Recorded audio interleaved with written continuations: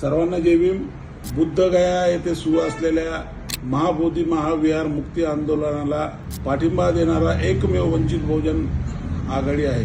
महाविकास आघाडी निवडणुकीच्या काळामध्ये मते मागायला येतात, पण बौद्ध समाजाचे प्रश्न ते आरक्षण असो किंवा बौद्ध समाजावर होणारा अन्याय अत्याचार असेल त्यावेळेस त्यांना आठवण येत नाही.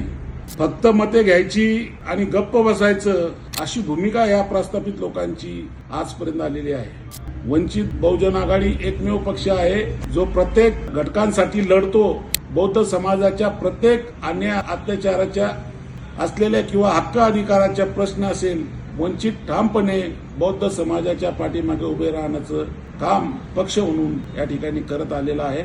आपण सर्वांना मला सांगायचं आहे की इलेक्शन झाल्याच्या नंतर एक परभणीमध्ये जी घटना घडली त्यावेळेस सुद्धा त्या ठिकाणी आमच्या आई बहिणीवर अन्याय अत्याचार केला. त्यांच्या मांडीवर पोलिसांनी उभं राहू त्यांना मारण्याचं काम त्या ठिकाणी केलं. त्या प्रसंगी सुद्धा या महाविकास आघाडीतलं कुणीच आणि प्रस्थापितांच्या कुणीच लोकांनी त्या ठिकाणी पाठिंबा उभं राहण्याचं काम नाही केलं. इथले असणारे बौद्ध समाजातले प्रश्न असतील, सातत्याने बाळासाहेब आंबेडकर वंचित बहुजन आघाडी हा लढा लढते आणि आज सुद्धा बुद्धगया येथे महाबोधी महाविहार मुक्तीचं आंदोलन सुरू आहे. याला पाठिंबा देणारा आणि आवाज उठवणारा एकमेव पक्ष वंचित बहुजन आघाडी आहे.